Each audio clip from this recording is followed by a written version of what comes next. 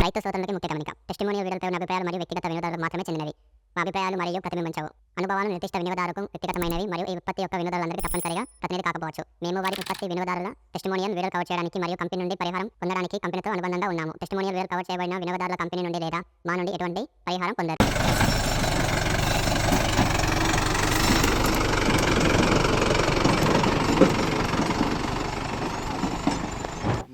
మాకు మూలలో కూడా డ్రాప్ కాలే. మా డ్రైవర్ అంటే బాగా సీనియర్. నాకైతే ఆ ప్రాబ్లం రాలే. వేరే బండ్లలో వెళ్ళే 4 రకాల ఉన్నాయి, 2 రకాల ఆప్షన్లు ఇచ్చారు కానీ 4 రకాల ఆప్షన్లు ఏ బండ్లు కూడా లేవు. దీనిలో ఉన్నాయి. ఫ్రంట్ ఇచ్చారు, ఇక్కడ ఇచ్చారు, 2 జాగాలు ఫ్రంట్ కూడా చేంజ్ చేసుకోవచ్చు. ఆడ్ లేకుండా క్లచ్ కానీ బ్రేకులు కానీ ఇవన్నీ బాగున్నాయి. మేజర్గా దీనిలో 4 వీల్ సంబంధించిన సిస్టమ్ చాలా బాగుంది. అవిటికేమో గ్రీస్లు కొట్టుకోవాలి చాలా ఎక్కువ. దీనికి ఒకటే గ్రీస్గా నెప్పలు ఇచ్చిండు, మిగతా అంతా చాలా బాగుంది కాబట్టి నాకు అది కూడా నచ్చింది. రైతు మిత్రులందరూ నమస్కారం. మనం వచ్చేసి కరీంనగర్ జిల్లా కరీంనగర్ రూరల్ మండలం గోపాల్పూర్ గ్రామంలో ఉన్నాం. ఇక్కడ రైతు వచ్చేసి యాన్మర్ YM3480 సిరీస్ గల ట్రాక్టర్ని, పడ్లింగ్ స్పెషల్ ట్రాక్టర్ని అయితే వాడుతున్నారు గత కొద్ది కాలంగా. అయితే తన అనుభవాన్ని ఈ ట్రాక్టర్ గురించి పూర్తిగా తెలుసుకునే ప్రయత్నం చేద్దాం. నమస్తే. నమస్తే. నా పేరు మంద తిరుపతి, గోపాలపురం గ్రామం, కరీంనగర్ రూరల్ మండలం, కరీంనగర్ జిల్లా. లేటెస్ట్గా మాకు కరీంనగర్ మున్సిపాలిటీలో కూడా విలీనమైంది. ఓకే. ఇప్పుడు ఎన్ని సంవత్సరాల నుంచి మీరు ఈ ట్రాక్టర్ నడుపుతారు? నేను 84 నుంచి మా నాన్నకు ఫర్బుజన్ ఉండే. అప్పుడు ఫర్బుజన్ తర్వాత కొన్ని సంవత్సరాలు గ్యాప్ వచ్చింది. దాని తర్వాత మళ్ళీ మేము జాండీర్ స్టార్ట్ చేసినాం. ఎలాంటి జాండీర్ వచ్చినప్పుడు 47 HP బండి తీసుకున్నాం. దాన్ని ఒక 10-11 సంవత్సరాలు వాడిన తర్వాత నాకు అప్పటిగా మేము హార్టికల్చర్ క్రాప్ వైపు ఎక్కువ పోతాం అన్నట్టు. హార్టికల్చర్ క్రాప్ ఏంటంటే మాకు పెండాలు చేయడం వల్ల దాన్ని సైలెన్సర్ అవన్నీ ఇప్పడం కొద్ది ఇబ్బంది అయింది కాబట్టి దాని తర్వాత నేను కుబోటా తీసుకున్నా. ఫస్ట్ 24 HP తీసుకున్నా. ఓకే. 24 HP తీసుకుంటే నా ఇంత వ్యవసాయానికి అది కొద్దిగా నాకు పని చేసింది కానీ కొద్దిగా స్లోగా చేసుట్లా. మళ్ళీ దానిలోనే ఎల్ సిరీస్ 4508 అనే బండి కొత్తది తీసుకున్న తర్వాత దాన్ని ఒక 5-6 సంవత్సరాలు వాడిన తర్వాత ఇక మళ్ళీ ఫర్బుజన్ కూడా ఒక బండి ఉంది ఇంకోటి 241 అనేది కూడా 2014లో తీసుకున్నా. కాకపోతే నాకు 4 వీల్ అనేది చాలా అవసరం పడ్డది కాబట్టి 4 వీల్ టెక్నాలజీలో కుబోటాకి వెళ్ళిపోయినా. దాని తర్వాత దాన్ని కొద్దిగా అంటే లైట్ వెయిట్ బండి, అది 14 క్వింటాల 75 కిలో 15 క్వింటాల్లో ఉంటుంది. నాకు ఏంటంటే ఎప్పుడన్నా ట్రాలీ వర్క్ ఇబ్బంది అయ్యేది. దాంతో ఏంటంటే నేను ఆ బండి మళ్ళీ ఎల్సీ రేసింగ్ ఏమైనా మాడిఫై అయిందని తిరిగే క్రమంలో నాకు ఈ సోలిస్ డీలర్ యాన్మార్ బండి బాగుందని చెప్పి తెలియగానే నేను ఈ డీలర్ని అప్రోచ్ అయితే ఆయన బండి గురించి కంపెనీ వాళ్ళు వచ్చి వివరంగా చెప్పిన తర్వాత నేను యాన్మార్కు డైవర్ట్ అయినా. ఆ బండి నేను బయట ఇక్కడనే లోకల్గా అమ్మేసుకొని దీన్ని నేను కొత్తది పర్చేజ్ చేసిన. ఇప్పుడు ఈ ట్రాక్టర్తో మీరు ఎన్ని ఎకరాలు సాగిస్తారు? నా సొంతంగా వచ్చేసి ఒక 30-35 ఎకరాలు కల్టివేషన్ చేస్తా. మళ్ళీ బాడీగాలు అంటే కిరాయిలు వచ్చేసి ఒక 150 నుంచి 200 ఎకరాల పైనే నేను దుంతా. నాకు మేజర్గా దీన్ని తీసుకోవడానికి కారణం ఏంటంటే ఇంటర్ కల్టివేషన్. అంటే నాకు ఒక 5 ఎకరాలు పర్మనెంట్ పెండాల్సి ఉన్నాయి. దానికి ఏంటంటే ఈ సైలెన్సరు, ఎయిర్ క్లీనర్ అవన్నీ ఉన్న బండ్లు నాకు సెట్ కావు. దానికి ఈ మోడల్ నచ్చి, ఎందుకంటే దీనికి ఏమి ఇప్పడం ఉండదు, ఏముండదు. 4 వీల్ దగ్గర కటింగ్ అనేది చాలా దగ్గరలో కట్ అవుతుంది. హైడ్రాలిక్ సిస్టమ్ అనేది దీనిలో అన్నిటికంటే కొద్దిగా టెక్నాలజీ వేరుంది. ఎందుకంటే మనం ఎట్లయితే అడ్జస్ట్ చేసుకుంటామో ఇప్పుడు మన సాయిల్ అనేది ఒక ఎకరంలో ఒక 5-6 రకాలు ఉంటుంది. దానికి సంబంధం లేకుండా ఒకే లెవెల్ వెళ్ళిపోద్ది. ఒక దగ్గర ఇసుక వచ్చినప్పుడు దిగుతుంది, కల్టివేటర్ వేసినా మన రోటివేటర్ ఒక దగ్గర గట్టిగా ఉన్న కాడ ఎగురుతుంది. అట్లా కాకుండా దీనిలో ఉన్న టెక్నాలజీ ఏంటంటే ఆ హైడ్రాలిక్ సిస్టమ్ అనేది ఒకే లెవెల్లో తీసుకొని వెళ్తుంది బండిని. మనకు కూడా దుక్కేంత ఒకే లెవెల్ వస్తుంది. ప్లస్ రెండోది దగ్గర కటింగ్ ఉండట్లా మనకు, ఎందుకంటే కనీలలో కానీ ఇట్లాంటి మామూలు మనం ఈ మల్చింగ్ వేయడం కానీ అట్లాంటివి ఏదంటే మనకు లేబర్ తోటి పని లేకుండా దగ్గర రాక ఇది మనం కల్టివేషన్ చేసుకోవచ్చు. రెండోది పొలాలు దున్నేటప్పుడు కూడా మనకు చాలా ఈజీగా ఉంది. ఎందుకంటే దీని గ్రౌండ్ క్లియరెన్స్ అనేది చాలా హైట్ ఉంటుంది వేరే బండ్ల కన్నా. మనకు దిగబడే పొలాలలో కూడా కొంచెం ఈజీగా బయటపడే అవకాశాలు ఉన్నాయి. అని ఇప్పుడు మీ అనుభవం ఎన్ని సంవత్సరాల నుంచి మీరు ఎన్ని బ్రాండ్ ట్రాక్టర్లు వాడుతారు కదా, ఆ బ్రాండ్ లేకుండా ఇప్పుడు యాన్మార్ ఈ బ్రాండ్కి తేడా ఏంటిది మీ అనుభవంలో?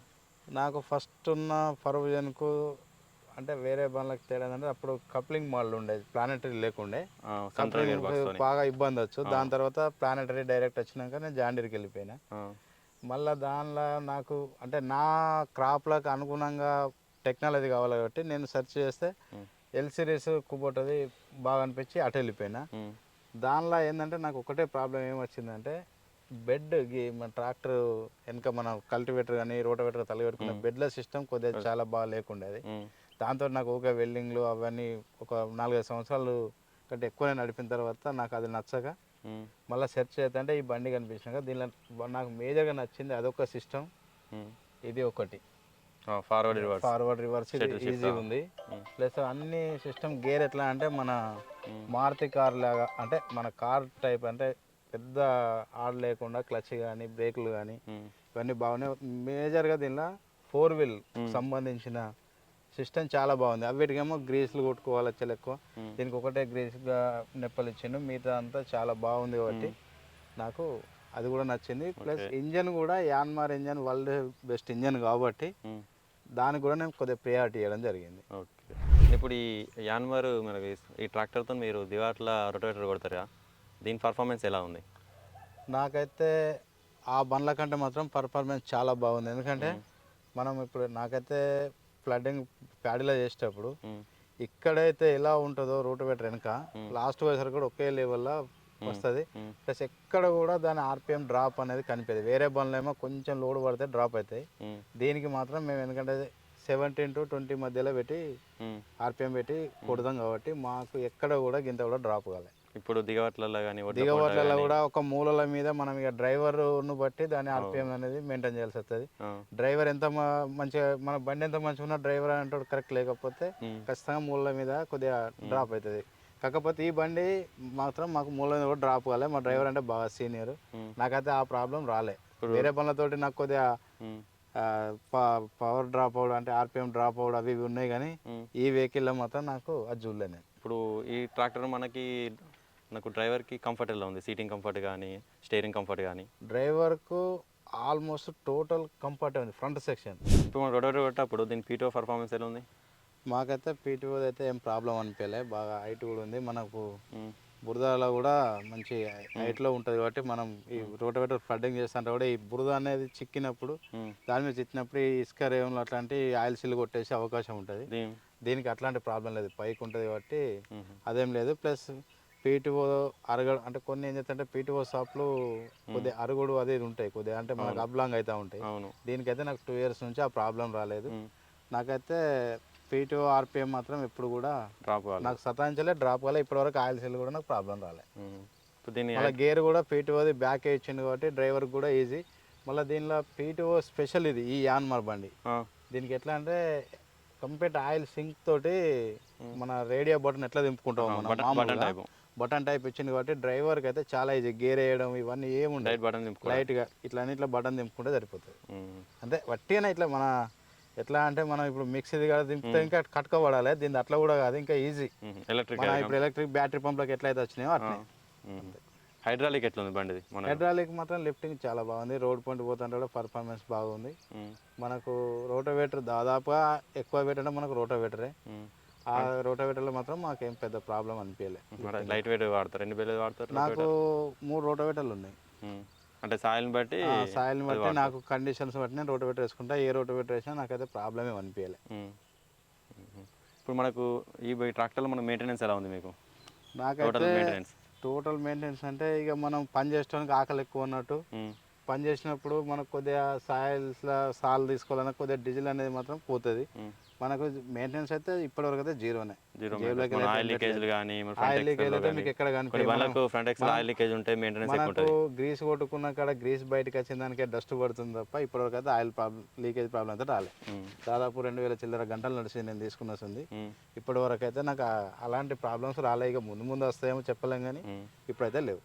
అంటే ఇప్పుడు ఎన్ని ఇయర్స్ అవుతుంది మీరు ట్రాక్టర్ తీసుకొని? నాకు నవంబర్ 2 సంవత్సరాల మీద 2.5 సంవత్సరాలు అవుతుంది. 2.5 సంవత్సరం అంటే ఒక్క సీజన్కి మినిమం ఒక ఎన్ని ఎకరాలు సాగు చేస్తారు దీంతో? మీది అంటే ఎక్కువ నా సొంత పనికే ప్రయారిటీ ఇస్తాను. ఎందుకంటే నాకు ఎప్పుడు లేబర్ ఏదో ఒక పని, నాకు కూరగాయలు ఒక 10-12 ఎకరాలు సాగు చేస్తాను కాబట్టి ఎక్కువ నేను ఓన్లీ ప్యాడీ అప్పుడే చేస్తాను, ఎందుకంటే ప్యాడీది ఒకసారి దున్నిందంటే మనకు మధ్యలో పని ఉండదు. అవును. నాకేమో ఈ పత్తి పెడదాం, ఈ కూరగాయలు పెడదాం కాబట్టి ఇంటర్ కల్టివేషన్ అవసరం ఉంటుంది కాబట్టి ఎక్కువ నేను బయట కిరాయిలు ఎక్కువ చేయను. ఓన్లీ ప్యాడీ అప్పుడు మాత్రం సీజన్కి ఒక 150 ఎకరాలు మాత్రం ఖచ్చితంగా అంటే ఈ నాది కాక దీంతో కొట్టేస్తాను.